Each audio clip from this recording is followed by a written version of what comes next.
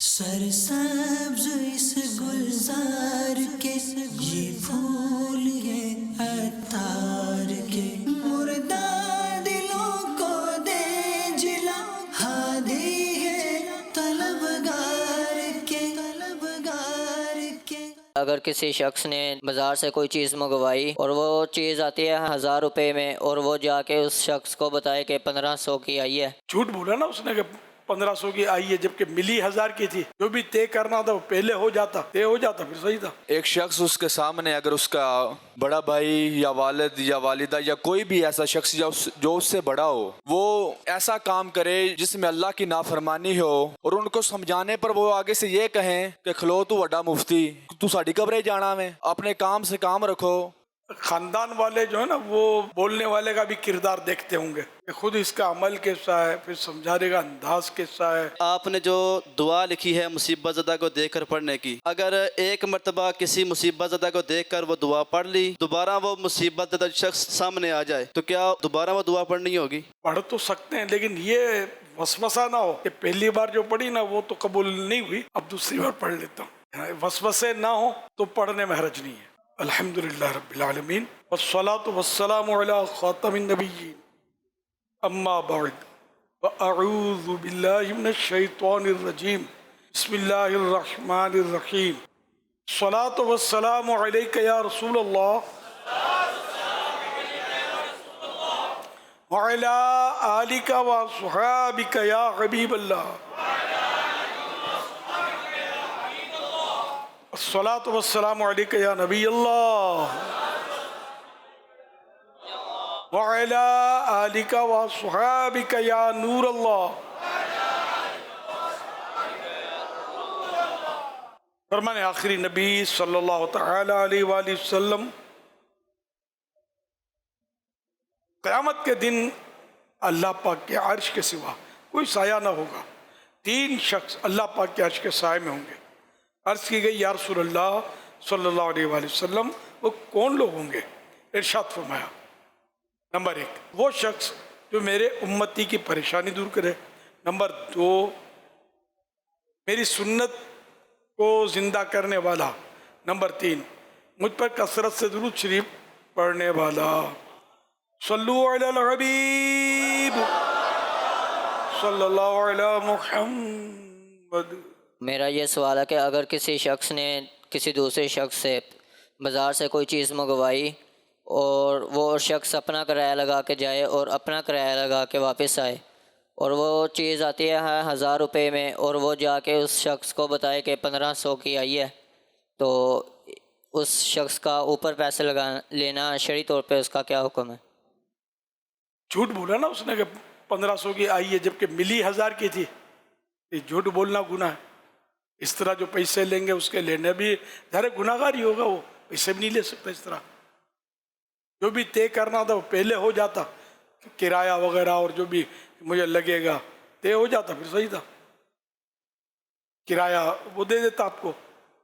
اپنے طور پہ یہ بڑا چڑھا کر لینا یہ گناہ ہے. صلو علی الحبیب صلی اللہ علی محمد. حضور، عرض یہ ہے کہ ایک شخص اس کے سامنے اگر اس کا بڑا بھائی یا والد یا والدہ یا کوئی بھی ایسا شخص جو اس سے بڑا ہو، وہ ایسا کام کرے جس میں اللہ کی نافرمانی ہو، ایسا کام کرے جو غیر اخلاقی ہو، غیر شرعی ہو، اور ان کو سمجھانے پر وہ آگے سے یہ کہیں کہ کھلو تو وڈا مفتی، تو ساڈی قبرے جانا میں، اپنے کام سے کام رکھو، ہمیں تم سمجھاؤ گے. تو ایسا کرنے پر حضور وہ جو شخص ان کو کیسے سمجھا سکتا ہے؟ اور وہ جو سمجھانے والا ہے وہ ان کا خیر خواہ، وہ چاہتا ہے کہ میرے جو یہ عزیز و اقارب ہیں یہ کبھی کہیں جہنم میں نہ چلے جائیں. جزاک اللہ خیرہ، میری رہنمائی فرما دیں. اللہ پاک رحمت کی نظر فرمائے. اس میں ایسے جب پوزیشن ہو تو ویسوں کو چھیڑے نہیں، پھر یہ خطرہ بھی ہوتا ہے کفریات بھی بک سکتے ہیں. رسک ہے. اصل خاندان والے جو ہے نا وہ پہلے اپنا بولنے والے کا بھی کردار دیکھتے ہوں گے. کہ خود اس کا عمل کیسا ہے، پھر سمجھانے کا انداز کیسا ہے، اخلاق کیسے ہیں۔ بعض اوقات یہ ہوتا ہے کہ جیسے کہ اسلامی بھائی آ گئے ماحول میں، اب ذہن بنا، اب یہ فوراً جا کے گھر میں سمجھانا شروع کریں گے، ان کے سامنے کردار ہوتا ہے گھر والوں کے سامنے سمجھانے والے کا، تو اس لیے وہ متاثر تو ہوتے نہیں اس سے، پھر یہ اس طرح کی صورتیں بھی پیدا ہوتی ہوں گی۔ اس لیے وہ ایسے موقع پر پورا غور کرے، اگر ظن غالب ہو، خیال جم جائے کہ میری مانیں گے تو سمجھائے، ورنہ پھر یہ کہ دعا کرے ان کے لیے، دل میں برا جانے جو یہ برائی کرتے ہیں، یا کوئی بیان سنا دیں ان کو، اس طرح کا کلپ سنا دیں۔ کئی کلپ ملتے ہیں جیسے کہ جو نماز نہیں پڑھتے، تو آپ بولیں گے ان کو تو بولیں گے تو بڑا نمازی آیا، فجر میں تو سویا رہتا ہے، جماعت سے تو نماز پڑھتا نہیں ہے، یہ بھی ہوتا ہوگا، سمجھے؟ تو اس لیے پھر ایسوں کو کلپ اگر سنا دیں گے نا تو ہو سکتا ہے کہ آپ کے سمجھانے کے مقابلے میں وہ کلپ زیادہ سمجھانے میں کامیاب ہو، موقع مناسب سے ہی سمجھائے جائے۔ صلو علی الحبیب صلی اللہ علیہ محمد۔ یا سیدی، میرا سوال یہ ہے کہ آپ نے جو دعا لکھی ہے مصیبت زدہ کو دیکھ کر پڑھنے کی، اگر ایک مرتبہ کسی مصیبت زدہ کو دیکھ کر وہ دعا پڑھ لی اور تھوڑی دیر بعد دوبارہ وہ مصیبت زدہ شخص تھا سامنے آ جائے، تو کیا اس کو دیکھ کر دوبارہ وہ دعا پڑھنی ہوگی؟ پڑھ تو سکتے ہیں، لیکن یہ وسوسہ نہ ہو کہ پہلی بار جو پڑھی نا وہ تو قبول نہیں ہوئی، اب دوسری بار پڑھ لیتا ہوں، وسوسے نہ ہو تو پڑھنے میں حرج نہیں ہے۔ صلو علی الحبیب صلی اللہ علیہ محمد۔ میرے آپ کی بارگاہ میں سوال یہ عرض ہے کہ نقش نالے پاک والا آج کل چشمے چل رہے ہیں، جس کے فریم جو ہوتا ہے وہ نالے پاک کی شیپ میں بنایا جاتا ہے، تو ایسا چشمہ پہن کے واش روم وغیرہ میں جانا کیسا، اور ویسے اس کا چشمہ پہننا کیسا؟ پہلی بار سنا میں نے۔ ایسے گلاسز ہوتے ہیں، وہ اس کے جو شیشے ہوتے ہیں نا وہ نالے پاک کی شیپ میں بنائے جاتے ہیں۔ اچھا، قصدن بنائے جاتے ہیں؟ جی، بنوائے جاتے ہیں، تو فرمائش پہ بنائے جاتے ہیں، جو کہتا کہ جو گاہک ہوتا ہے اسی حساب سے بنائے جاتے ہیں، تو ایسا چشمہ پہننا کیسا؟ پہننا تو حرج نہیں ہے، لیکن واش روم میں جانا یہ اپنے دل سے پوچھے جاوائے کہ نہیں جاوائے واش روم میں۔ جی، اگر وہ تو واش روم میں نہیں پہن کے جا سکتے، تو اگر ویسے ہی پہن کے بازار وغیرہ میں، یا ایسا کوئی ہو جو پہنتا ہو، پہن کے وہ کہیں جا سکتا ہو، یا بازار وغیرہ میں بدنگاہی کرے گا، تو بدنگاہی ہو جائے تو پھر اس کے والے سے بدنگاہی تو ویسے ہی گناہ ہے، چشمہ ہو یا نہ ہو، یہ شدت بڑھ جائے گی۔ میرا منہ مسجد کی طرف ہے، جھوٹ نہیں بولتا، تب مسجد کی طرف منہ نہ ہو تو جھوٹ بولنا صحیح ہے؟ نہیں، ماشاءاللہ جذبہ ان کا۔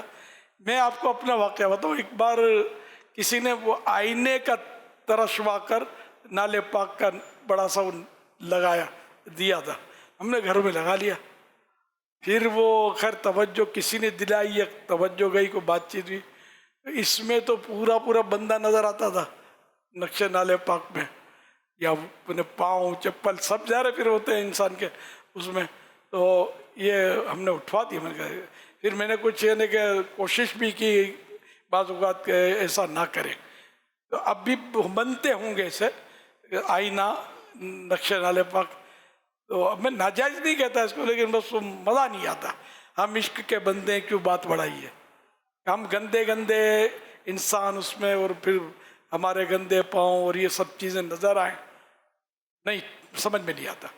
اسی طرح یہ چشمے جو ہیں اس کا رواج نہ ڈالا جائے، اس کا پھر ادب ہو نہیں سکے گا، اب باہر رکھو گے تو واپس ملے گا یا نہیں اس کی بھی تو گارنٹی نہیں ہے، اب کس کو پکڑاؤ گے، کس کو، تو ایسا کاہے کو اپنے کرے کہ جس میں اتنی آزمائشیں ہو جائیں۔ اچھا، جو بنوا کے رکھے ہوئے اس کا کیا حکم؟ عوام میں تو نہ پہنا جائیں، ورنہ لوگوں کو ترغیب ملے گی اس سے، تو وہ بھی پھر بنوائیں گے جوش میں اگر خوش ہو کر، ادب کیا بس معاملہ ہے۔ ابھی میں یہ تو کہنے سے رہا کہ اس کو ٹھنڈا کر دو، یہ میں نہیں کہوں گا، ہزار مال ضائع کرنا بھی جائز نہیں ہے، اور اس کا پہننا ہے تو جائز. تو اب یہ کہ گھر کے استعمال میں اگر لا سکتے ہوں, اب یہ بھی اس میں نا قریب کی دور کی نظر کا مسئلہ, گھر کے اس میں استعمال ہو سکے گا. باہر بھی استعمال کیا یا تو میں مطلب اس کو ناجائز نہیں کہہ رہا, مگر یہ کہ ادب نہیں ہو سکے گا. صلو علی الحبیب صلی اللہ علی محمد. میرا نام محمد عمران پنجاب سے دنیا پور شہر سے آپ کی بارگاہ میں حاضر ہوا ہوں.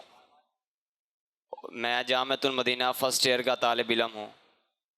میرا امیر اہل سنت سے یہ سوال ہے کہ ہم فیضان مدینہ یا کسی مسجد میں واش روم یا نہانے کے لیے جاتے ہیں اور ان جوتوں کا استعمال کرتے ہیں جو وہاں پر موجود ہوتے ہیں. بعض اوقات ایسا ہوتا ہے کہ کچھ اسلامی بھائی کے جوتے وہاں پر گم ہو جاتے ہیں اور ایک جوتا وہاں پر موجود ہوتا ہے, تو ہمیں یہ معلوم نہیں ہوتا کہ یہ جوتا وقف کے لیے ہے یا گم شدہ کا ہے, تو ہمارا انہیں استعمال کرنا کیسا, شرعی رہنمائی فرما دیجیے.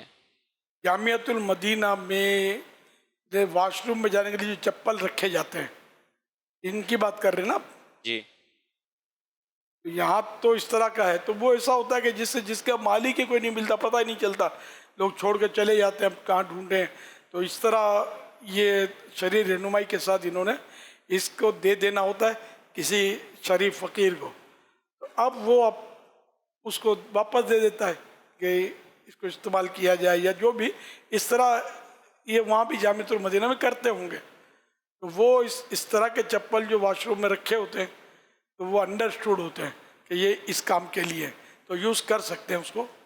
صلو علی الحبیب صلی اللہ علی محمد.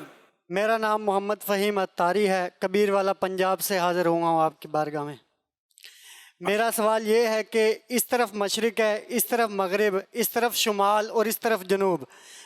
ہمارے علاقے میں اکثر جو ہے نا بیت الخلاء کا منہ اکثر کا شمال کی طرف ہوتا ہے اور اکثر کا جنوب کی طرف ہوتا ہے, اور جب کہ جنوب کی طرف بیت المقدس ہے.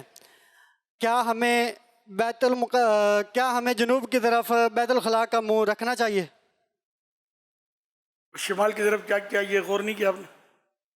اس میں جو مطلب قبلے کی طرف منہ کر کے یا پیٹھ کر کے. شمال جنوب کا مسئلہ نہیں ہے, کہیں مطلب قبلہ جو ہے وہ شمال میں پڑے گا, کہیں جنوب میں پڑے گا.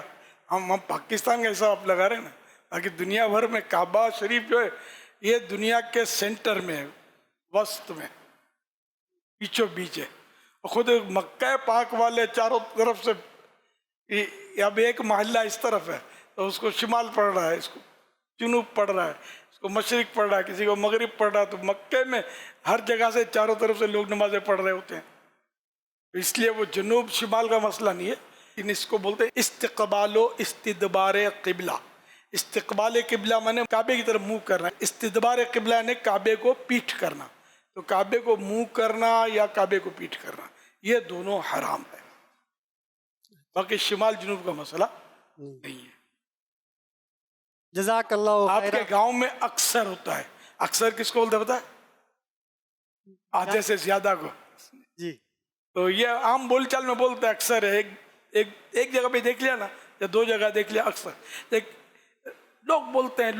کتنوں نے بولا آپ کو؟ ایک کہہ رہا تھا. اب ایک کو لوگ بولتے ہیں, دو نے بتایا ہوگا. تو یہ مطلب یہ خالی آپ کے گاؤں کا مسئلہ نہیں, انٹرنیشنل مسئلہ. یہ ہر جگہ, کراچی میں بھی یہ اس طرح کے ہوتے ہیں استنجا خانے. بعض اوقات تو کعبے کو پیٹھ بھی ہو رہی ہوتی ہے. مسجدوں میں بھی ہر جگہ اس کا خیال نہیں رکھا جاتا, مسائل نہیں پتہ ہوتے نا لوگوں. صلو علی الحبیب صلی اللہ علی محمد. اگر کسی سے سفر کا کہہ کے پیسے ادھار لیں اور سفر مکمل ہو جائے اور بچے ہوئے پیسے باقی چیزوں میں خرچ کرنا کیسا ہے؟ ادھار لینے سے جو پیسے لیے نا ادھار, اب ہم اس کے ہو گئے مالک. اب وہ سفر کے نام پر بڑے ادھار لیا کہ میں سفر پہ جا رہا ہوں, ادھارے دے دو, اسے ادھار دے دیا. اب وہ ہم مالک ہو گئے, اب چاہے سفر میں جائیں یا نہ جائیں. پہلے نیت تو انہیں جھوٹ نہیں بولنا ہے، یا ویسے انہیں یہ سفر کا بھی نہ بولے کہ مجھے اتنی رقم ادھار چاہیے، تو پھر چھوٹا پڑا ہے۔ اور اب بھی یہ کہ جو پیسے بچ گئے یا نہ بچے، شروع سے ہی دوسرے کاموں میں بھی وہ خرچ کرتا رہا تو کوئی حرج نہیں ہے، کہ تو یہ پیسوں کا مالک ہے۔ ہاں قرضہ ادا کرنا یہ ضروری ہے، لیکن یہ کہ یہ جو قرض میں لیا اس کا یہ مالک ہے، جو چاہے کرے، جس طرح استعمال کرے۔ صلو علی الحبیب صلی اللہ علی محمد۔ تنویر عالم میرا نام ہے، لاہور سے مالی پورہ سے آیا ہوں۔ ماشاء اللہ۔ حضرت صاحب میرے کو کئی بندے قرضہ لیندے نے تے میں سنیا قرضہ دین دے بڑے فضائل نے، یہ بارے چ میں معلوم کرنا چاہنا وا کہ آیا کہ مینوں یہ صدقے دے بھی فضائل ملتے نے کہ کی ملنا؟ تے بعض بندے پیسے دیندے ہی نہیں پے، وعدہ ہی کر جاندے نے تے دیندے ہی نہیں۔ تے ایک بندے کولوں میں لینے نے پیسے تے او دا آپ فوت ہو گیا ہے، اولاد او دا وعدہ کر دی ہے تے ملاقات نہیں کر دی۔ قرضہ دین دا ثواب ہے، جڑا مسلمان حاجت مند ہے انہوں قرضہ دیتا دل وچ خوشی بھی داخل ہوندی، ثواب بھی ملے گا۔ اب مینوں پنجابی تھوڑی تھوڑی آؤندی ہے۔ سبحان اللہ، سبحان اللہ۔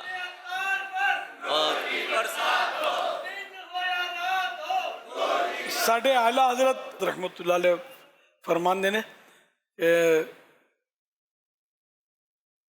قرضہ جنوں دیتا جی جی تاریخ طے ہوئی، کلاں تاریخ نو میں ادا کراں گا، مگر وہ تاریخ آ گئی قرضہ ادا نہیں کیتا جی تو جننے دن زیادہ ہوں گے ڈیلی اتنی خیرات کرن دا ثواب ملے گا۔ مثلا 10,000 روپے قرضہ دیتا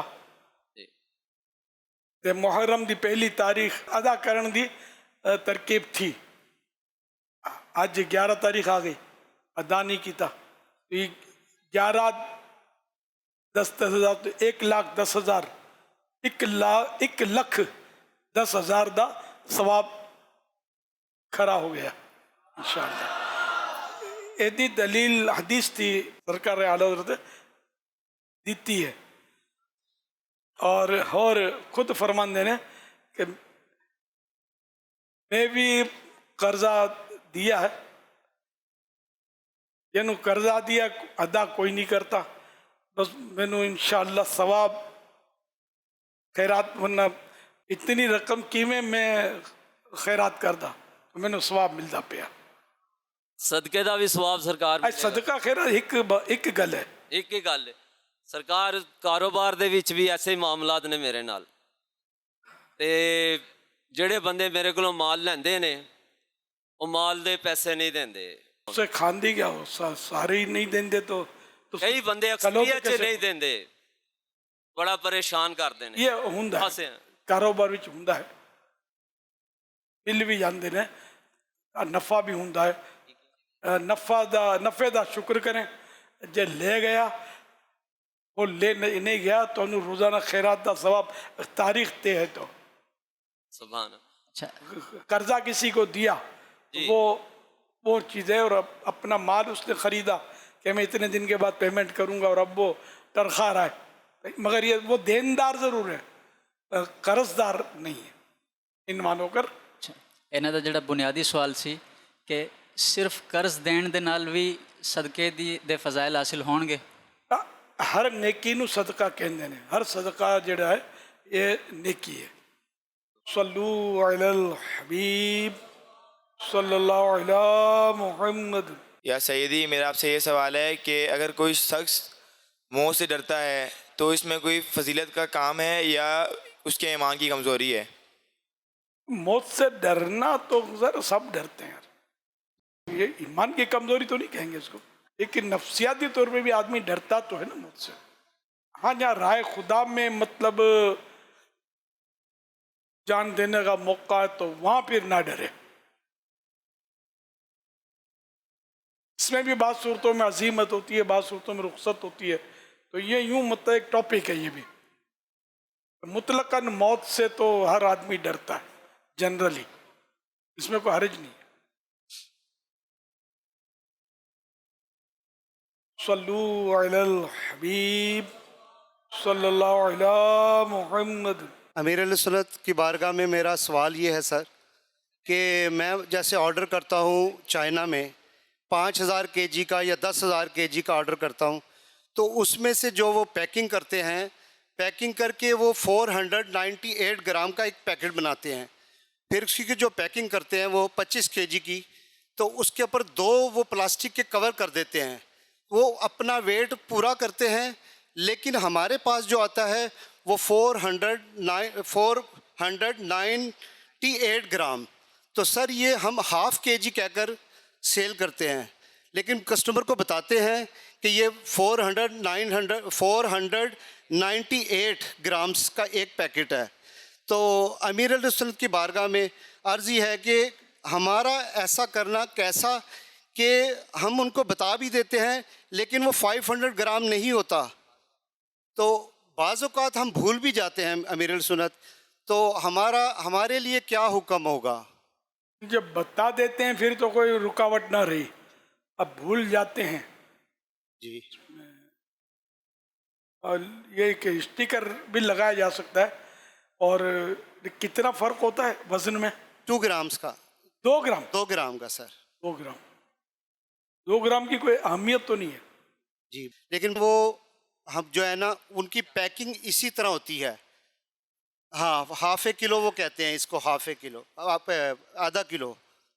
یعنی وہ خیانتاً وہ کم مطلب دیتے ہوں گے. نہیں، پلاسٹک کا وزن بھی مطلب ساتھ ہوتا ہے. جی جی جی. المدینہ یہ تو مطلب عرف ہوتا ہے اس میں تو کہ تھیلیوں میں، ڈبوں میں جو وزن کیا جاتا ہے ڈبے کا وزن ساتھ ہوتا ہے.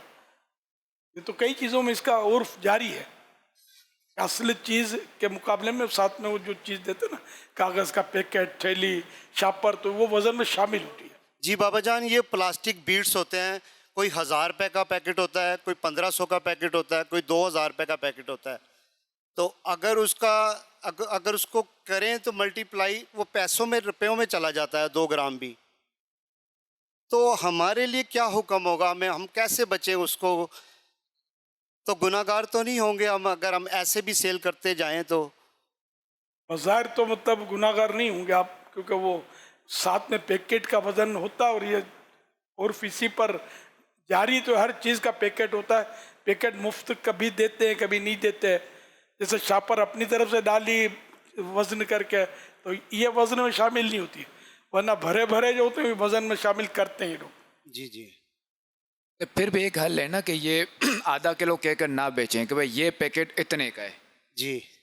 اچھا، یہ جو آپ پیکٹ کا کہہ رہے تھے، تو کیا گروس ویٹ اور نیٹ ویٹ کے ساتھ پیکٹ نہیں ملتے؟ کیونکہ ہمارے عموماً پیکٹ ملتے ہیں تو اس پر دونوں ویٹ لکھے ہوتے ہیں، گروس اور نیٹ.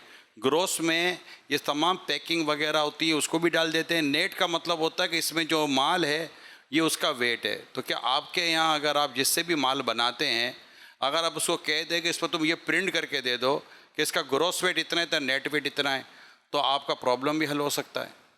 جی، یہ زبردست پوائنٹ ہے. ہمارے یہاں پیکٹ ملتے ہیں اس طرح. آپ نے بھی دیکھے ہوں کہ اس پر گروس ویٹ الگ لکھا ہوتا ہے، نیٹ ویٹ الگ لکھا ہوتا ہے. نیٹ ویٹ کا مطلب ہوتا ہے کہ اس میں جتنا تو مٹیریل ہے وہ اس کا ویٹ ہے.